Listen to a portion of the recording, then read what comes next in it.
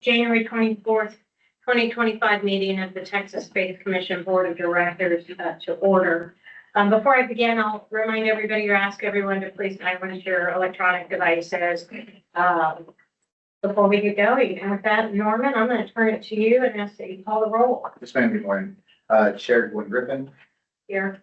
Vice Chair Kathy Leaders, Here. Secretary Kirk Shireman, Here. Dr. Nancy Curry Gregg. Here. Evan Loomis. Brad Morrison. Here. John Shannon, Here. Dr. Heather Wilson, Here. Sassy W.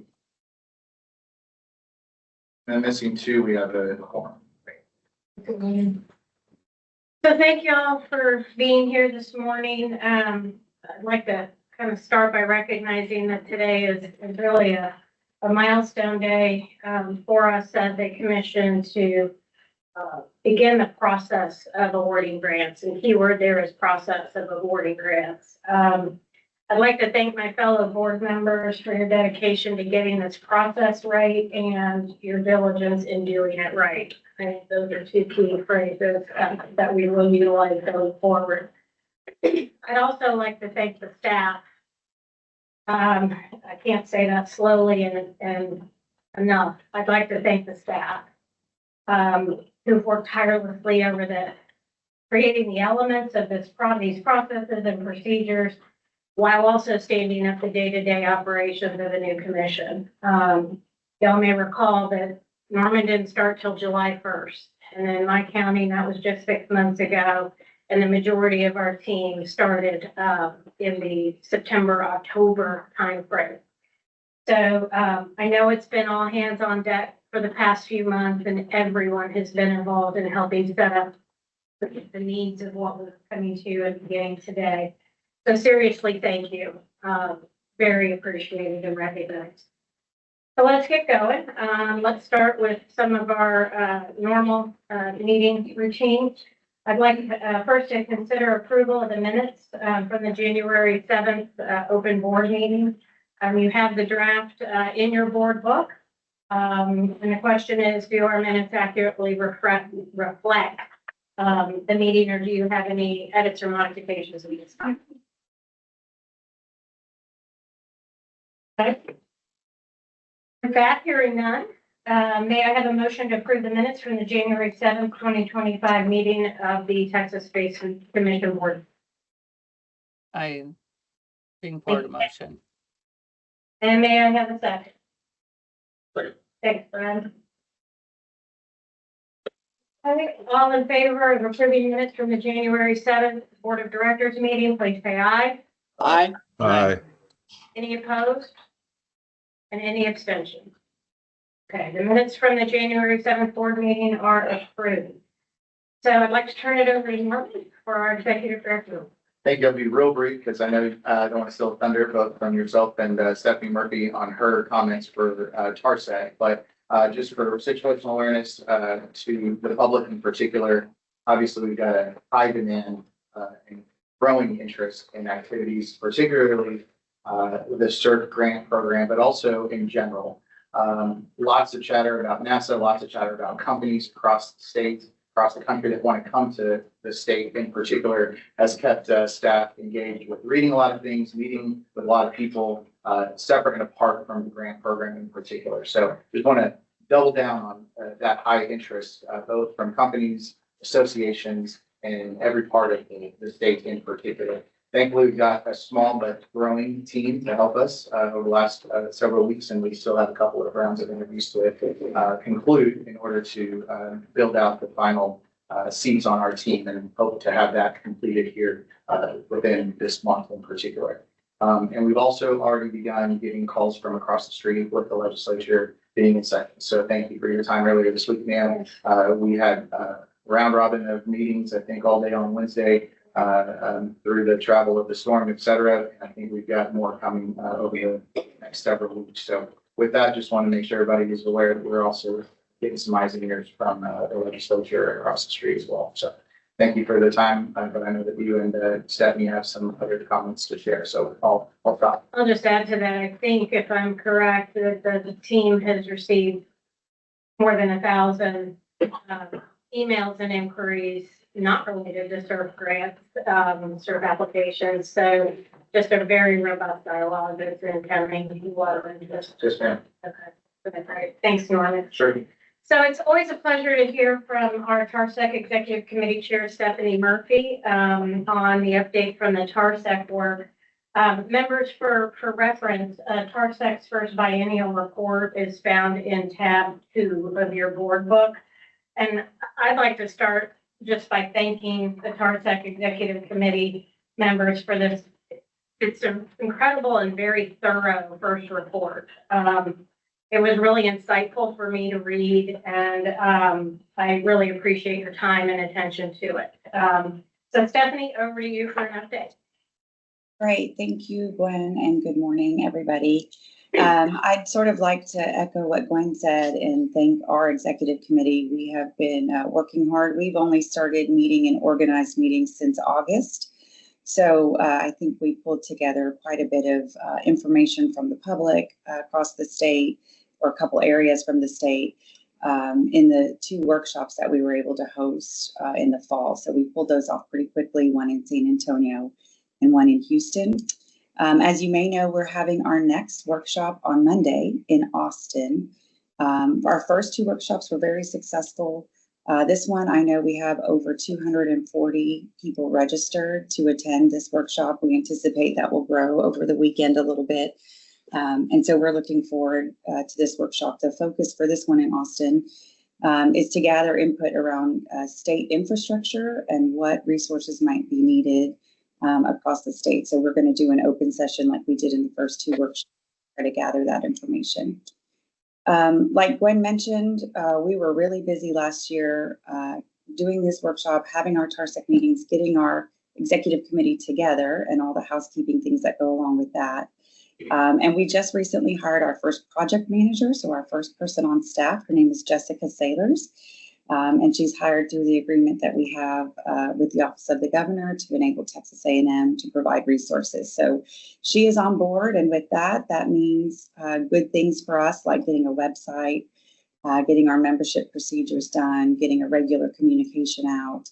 And so we're excited about that. I wanted to let you know our executive committee is meeting on Sunday in Austin ahead of the workshop, and we're going to kick off our 2025 planning. So we have 1 workshop planned so far. That's the one in Austin on Monday.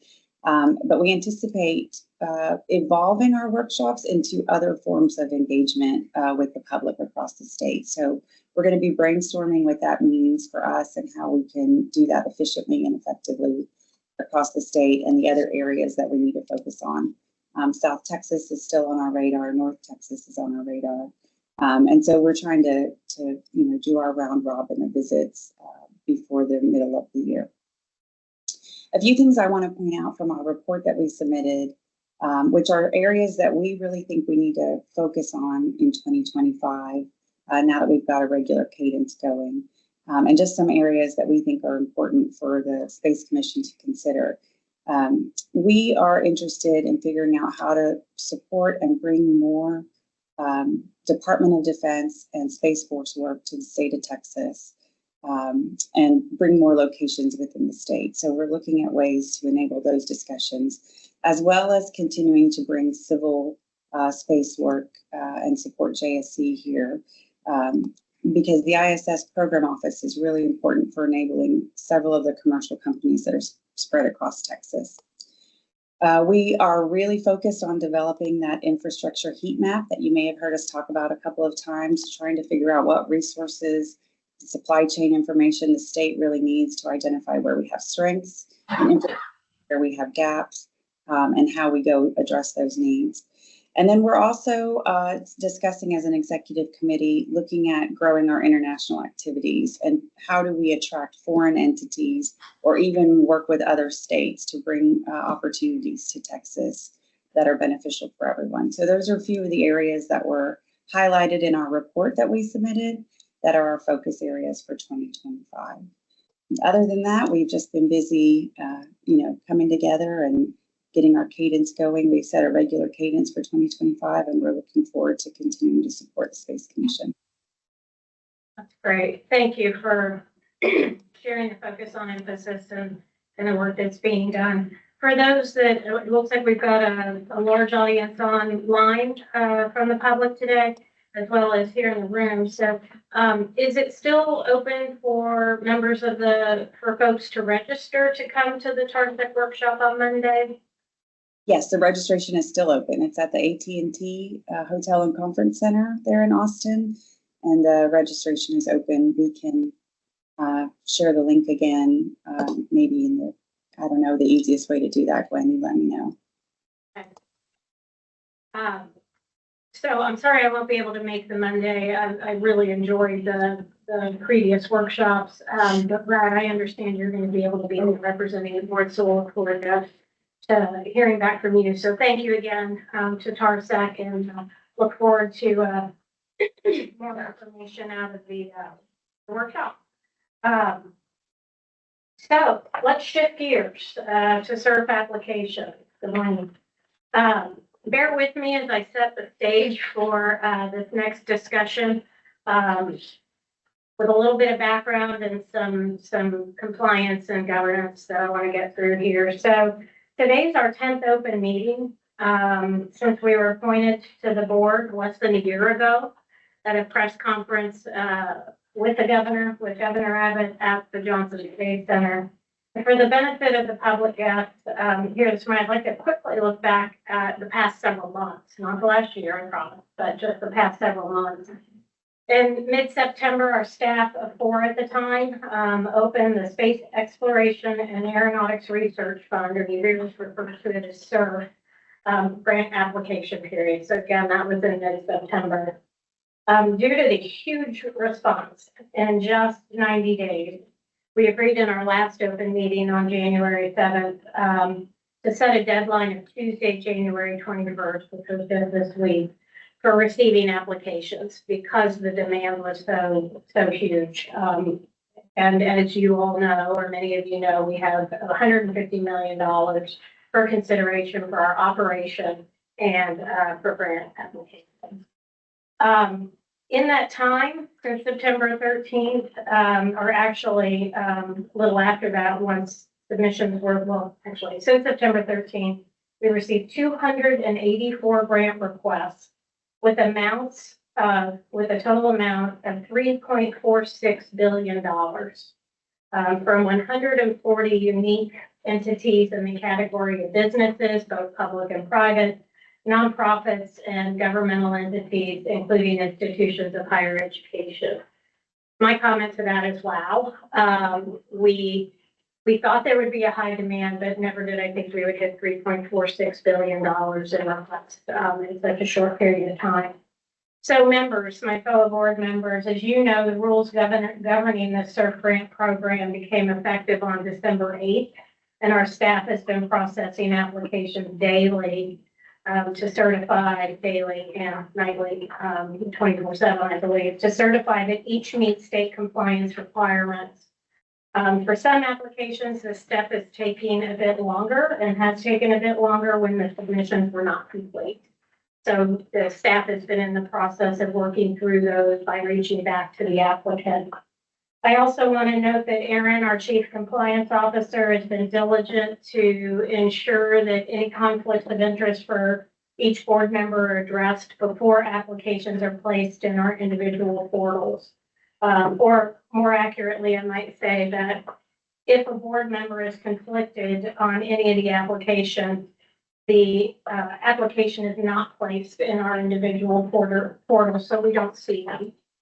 I want to stress for our guests that this board has placed significant emphasis on staff taking necessary steps, which does require time to really ensure compliance and avoid conflict evaluations before evaluations are conducted.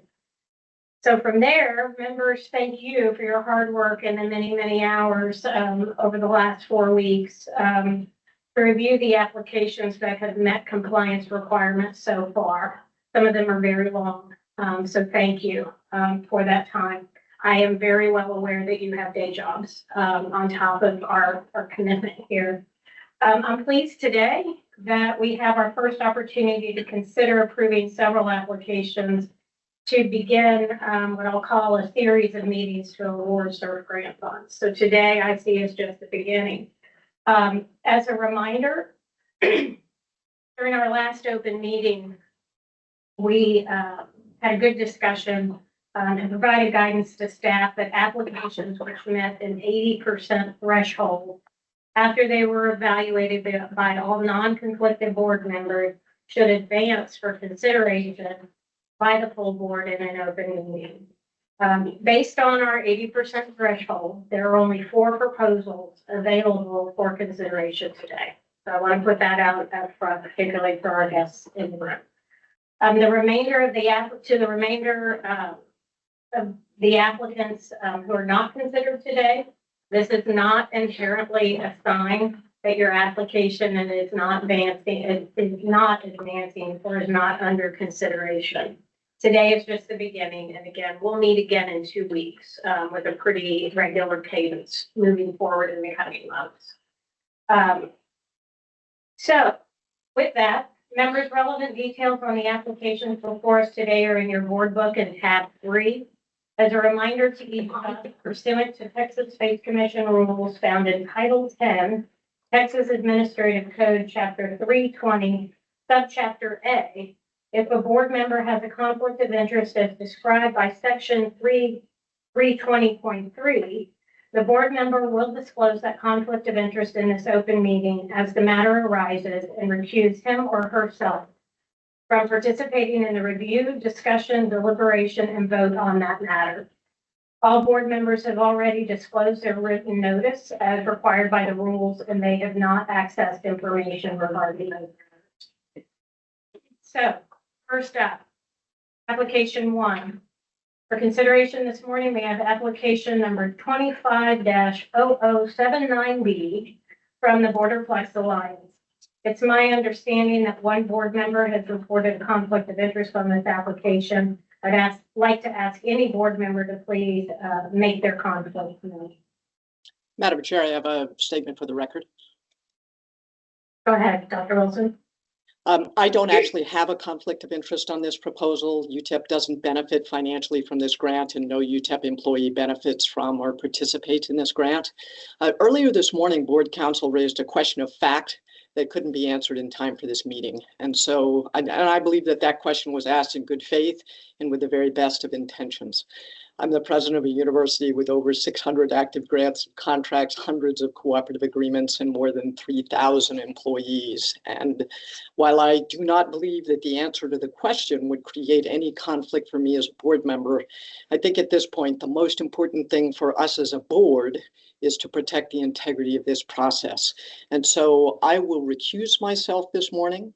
But if after this vote, it appears that my participation would be dispositive on this grant, I think I do need to reserve the right to move to reconsider at a future meeting when council has had sufficient time to confer. Thank you, Madam Chair. Thank you, Dr. Wilson. Well said. So application 25-0079B is a grant application from the Borderplex Alliance requesting up to $19,758,376 for capital equipment and research. This project is the Borderplex Alliance, a 501c6 nonprofit to fund capital investments that would support companies in Texas partnering with the U.S. Space Force Space Systems Command. The proposed project includes a sensitive compartmented information facility, otherwise known as a SCIF, associated unclassified office space, advanced telecommunication infrastructure, and 3 years of operating expenses that will attract space-related suppliers to the region. Members, is there any discussion on application 25-0079B?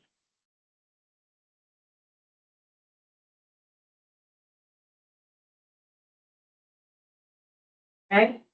Do I have a motion to approve the award for application 25-0079B in the amount of up to $19,758,376 to get out, for eligible cost conditioned on the applicant's successful completion of the commission's administrative background assessments and acceptance of grant agreement terms. Thank you. May I have a second? Second. Thank you, Kirk. All in favor of approving application 75079B, say aye. Aye. Aye. Any opposed? And any abstentions? And Evan, you were on mute. You said aye. Aye. Can you hear me? Wilson, I can't, sorry. Wilson abstains. Okay, thank you. The motion passes. Staff, please move forward on awarding this grant pending the applicant's successful completion of the administrative and contractual requirements. All right, next up, we have application 250108G from El Paso County. My understanding that no board members reported a conflict of interest on this application. Are there any conflicts of interest not reported at this? Okay. Application 250108G is a grant application from El Paso County requesting up to $800,000 for research. This project is for El Paso County, a governmental entity, to develop a comprehensive master plan for aerospace infrastructure and research along a strategic corridor between El Paso County and Midland, Texas. The applicant states that it will identify strategies and solutions for infrastructure needs, workforce gaps, and industry partnerships to position West Texas as a national leader in aerospace. Members, is there any discussion on application 2501?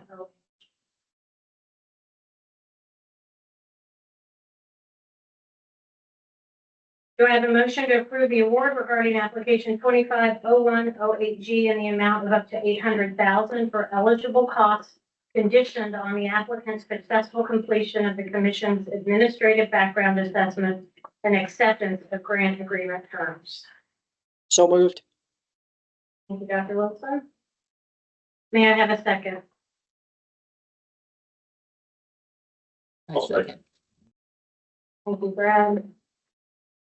All in favor of approving application 250108G, say aye. Aye. Any opposed? And any abstention? John, sorry, you were on mute. Just to confirm, you voted aye. Yes, I said aye, off mute.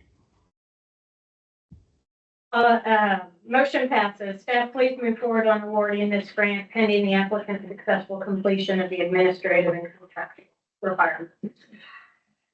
Okay, next we have application 250204G from the Concho Valley Council of Governments.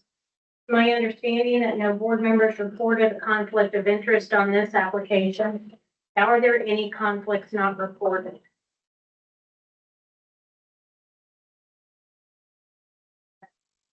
Application 250204G is a grant application from the Concho Valley Council of Governments requesting up to $500,000 for research. This project is for the Concho Valley Council of Governments, a governmental entity, to conduct a feasibility study to determine the most advantageous location for a facility that will support launch operations in Texas, including site assessment, technical analysis, regulatory compliance, and stakeholder engagement. Members, is there any discussion on application 250204G?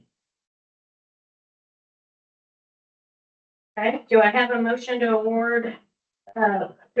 approve the award regarding application 250204G in the amount of up to $500,000 for eligible costs conditioned on the applicant's successful completion of the commission's administrative background assessment and acceptance of grant agreement terms? So moved. And seconded.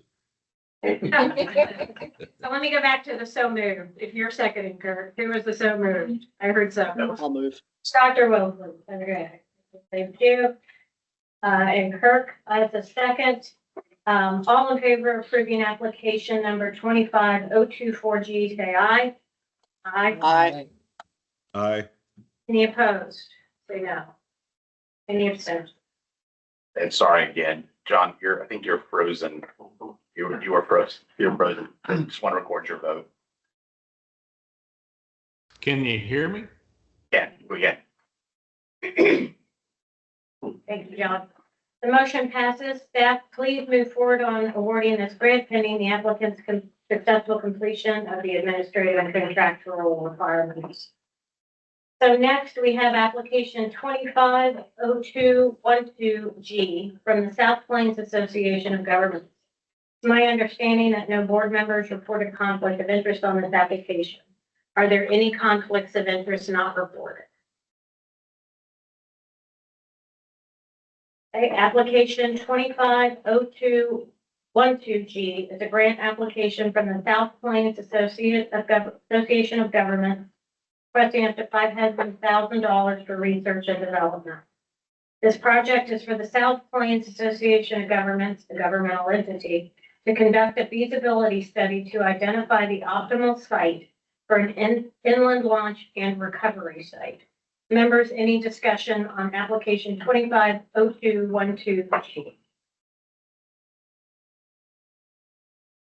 Do I have a motion to approve the award regarding application 250212G in the amount of up to $500,000 for eligible costs conditioned on the applicant's successful completion of the commission's administrative background assessment and acceptance of grant agreement terms? So moved. Brad, may I have a second? Second. You, Nancy, Dr. Greg, all in favor of approving application number 250212G, say aye. Aye. Aye. Aye. Any opposed? And any abstention? Okay, the motion passes. Again, staff, please move forward on awarding this grant pending the applicant's successful completion of the administrative and contractual requirements. Thank you all for letting me work through that dialogue there. That concludes the consideration of grant applications that met the 80% threshold.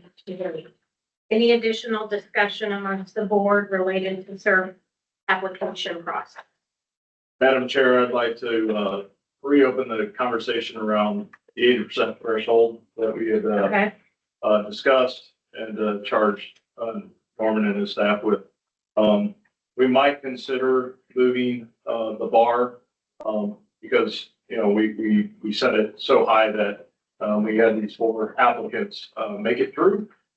Great applicants, but I would like to open up for discussion amongst the other board members, resetting that to maybe 70%. okay. And move forward with that as kind of the threshold. So everything over to you. Open for discussion about shifting that threshold from 80% to 70% or other.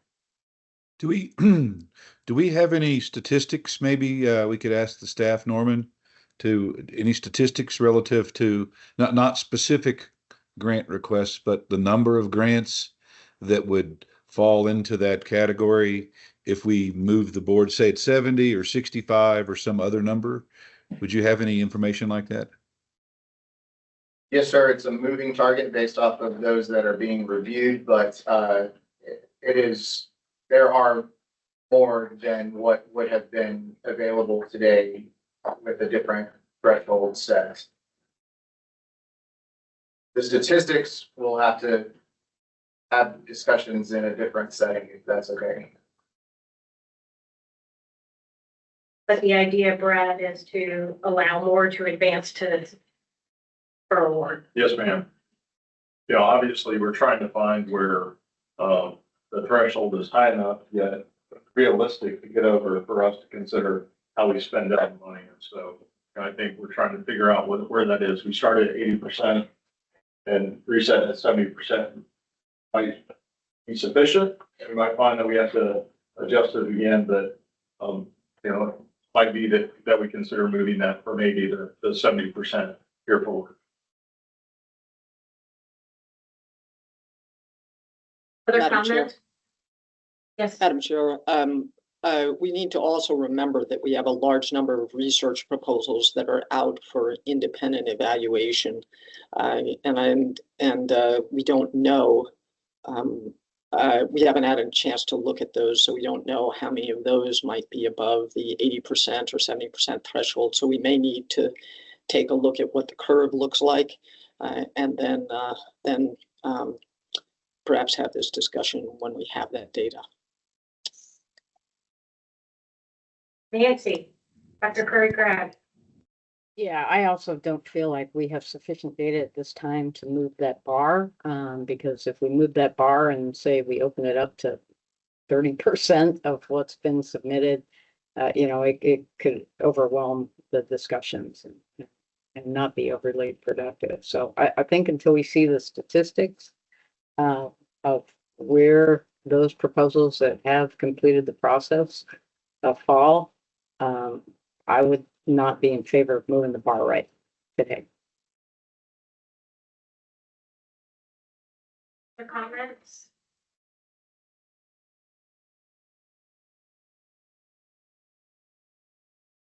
If not from the board, I'll offer one additional thing. So it was guidance from the board to staff in terms of efficiency flow of those applications that are moving forward. So to Kirk's question previously, without getting into the weeds and having a side conversation on conflicts of interest, which is really the bottom line here of how to define the statistics. It's just guidance to staff on how these proposals evaluated by everyone who is eligible on the board to review those proposals to move through the process. It wasn't a vote by the board. It's been discussed in the subcommittee levels. It's certainly guidance that helps us prepare for y'all's board meetings, but it's well taken, and we can certainly prepare the statistics for everybody under the right conditions for y'all to not have any conflicts of that awareness moving forward. And we can get that guidance from everybody at a later time if it's not something that y'all want to provide to us today. But it's worth noting that it's of interest to some board members to have this discussion ongoing.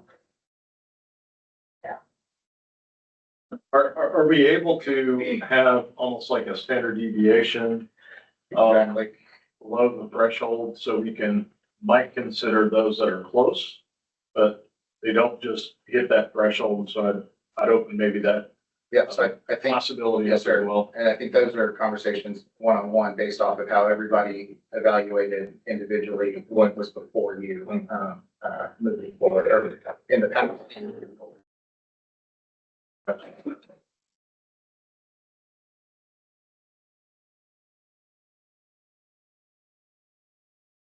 Just express, my personal feeling is I want to make sure that we're efficient, but also effective. And so, I defer to our full board on how we want to approach this, but I also want to make sure that we are expeditious in what we're doing. Now that we have a process in place, and I know this isn't something that is a vote for today, but I appreciate the discussion as we work to move out and take action. Do we have any? Yeah. Go ahead. I'm out of phase with the mute button. Sorry. I just wanted some clarification maybe from Joseph, but does that threshold have to be established here in a public meeting? It sounds like there's more work to be done and working through the issues with conflict. But do we have to vote on it in public, or could we go through that in the right places and between now and our next open meeting, and then declare what the threshold was and have some grants to approve? I mean, I'm kind of with you, Gwen. I hate to get together in 2 weeks with nothing to approve, or unless something new came in, or some of the university ones have been worked through. But given the schedule I've heard we're going, it's probably not likely that we would have any additional ones to approve at that time. So best practice would certainly be to discuss that threshold in the open meeting. However, the initial discussions on this started in a subcommittee. My recommendation would be that the subcommittee kind of takes the data and makes a determination. They're sort of tasked with that task, and then that can help out staff kind of get an idea of what the possible universe is and present it in that way at the next meeting.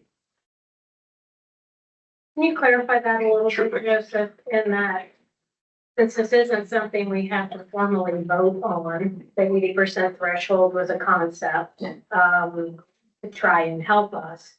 And in essence, I feel like it may, I don't want to use the word hinder us at this point, but we want to be, move efficiently. So is it appropriate in the grant process subcommittee discusses this, and then, for speed, it can be discussed in the smaller work groups, so that when we come to our next meeting, I'm not real clear on, That kind of. I mean, at the next meeting. I would not recommend going that way as far as like individual, or you say each individual subcommittee would have its own threshold that they would set, because we can't No. communicate in between them. So no, we couldn't do it that way. I think Okay. the subcommittee that kind of set the initial threshold. What I'd recommend is that they reconvene, look at the data, Okay. make a determination from there, and then staff can be prepared for whatever the delta is at the next meeting.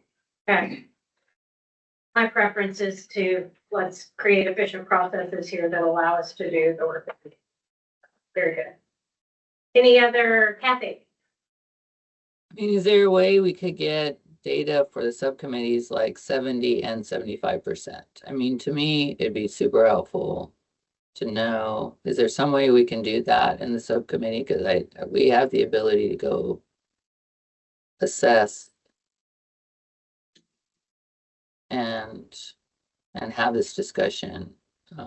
Legal counsel is nodding yes. Kathy, you may not see that. I think that's Yes, that could clarified. And Evan, over to you. On mute. Can you hear me now? Yes, sir. Amazing. Brad, I like that idea.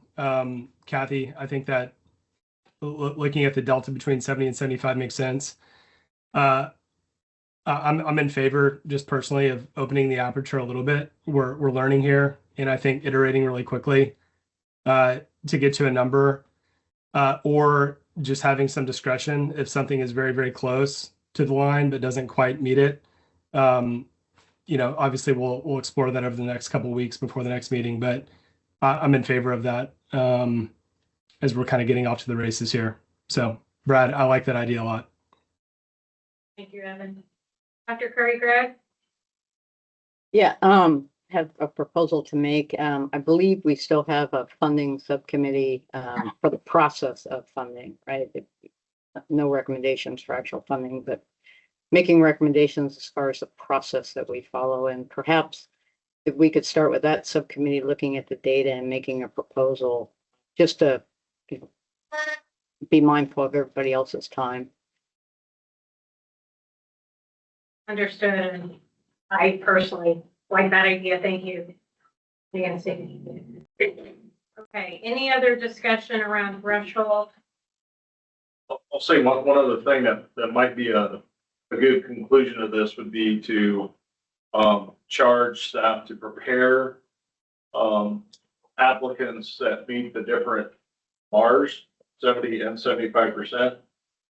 That way, after we come out of our subcommittee discussions, we could present a modified threshold at the next meeting, and then have on basically, Norm, you and your staff present those that meet those different bars, depending on what we choose to set after we have more discussion as subcommittee. So I think we can probably move forward that way without delay. That might be a good compromise position anyhow. Yes, sir. We'll do that. Dr. Greg? Greg? Leave your Yeah, hand sorry, it's more of a question, but just for clarification, again, there's a substantial number, we believe, right, of university proposals out there. Can you give us some indication of the timeline? Because we are going to be meeting in the interim, making funding recommendations. Could you just give us even a wag on what that timeline is? Sure. So, Joseph and I have finally received some added information that y'all asked us to seek from a potential service provider to conduct technical review on the merits of these proposals. Erin and her team have a batch, I believe, over 30 out of approximately 100 ready for distribution to go and be reviewed and assessments completed for y'all. We don't have a hard timeline from the provider, but the estimates were between 45 and 90 days. So we still need to have conversations with them on trying to hone in on the real turnaround time so that y'all have that material as part of your review process on each of those applications. There are approximately 100 applications from institutions of higher education, multiple the same institution of higher education. And so it's that batch, I think, that you're asking about, Liam, in terms of a timeline. Many can be reviewed as early as today, but they don't have the benefit of included data points from that technical review that y'all asked us to incorporate for y'all when reading through those proposals. So long answer to your question, don't have a hard timeline because nothing's been executed yet with a provider. But the estimated turnaround time from whom we were discussing is 45 to 90 days. And we need to finalize that negotiation with them before we execute and can really tell y'all what the real turnaround time is. And if it's unacceptable, it's unacceptable, but we need to have that conversation with them first. Understood. That's there any other questions along the lines of the process for the institutes of higher education, knowing that we have multiple applications within various institutions?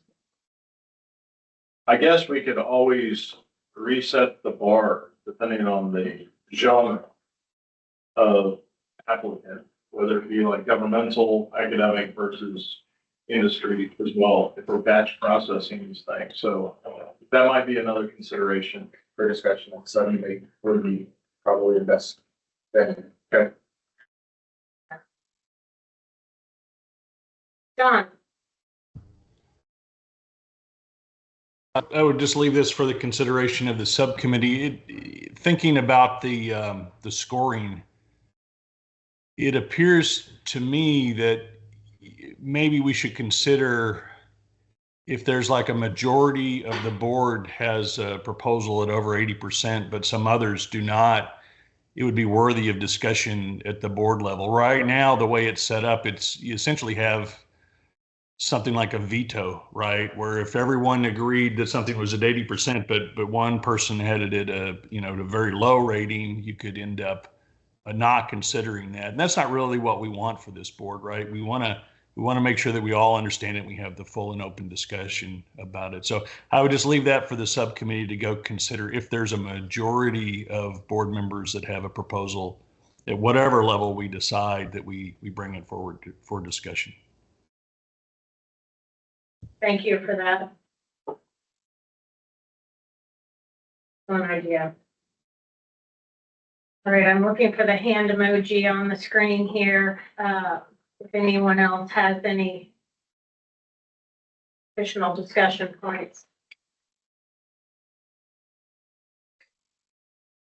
Good dialogue, and I think, Evan, you said it as we work through this process and what's going to be exemplary governance while also making sure we're moving the needle forward. So thank you with that. At this point, I'd like to establish some future meetings. It's my understanding that Sylvia has helped us all to take a look at our calendars, and we said that we have Monday, February 10th at 11 a.m. as our next meeting, followed by Friday, February 28th at 11 a.m. And then we are anticipating, and we'll be sending around another notice to check some dates in March. We want to get ahead of this so that we know we have about a 10-day process that we have to go through to prepare appropriately to host a board meeting, to have an open meeting. So any feedback from anyone on those dates, February 10th, February 28th, and then to begin to look at some dates in March, and we'll see it into April as well. Okay. Is there any other further business to attend to or any staff items?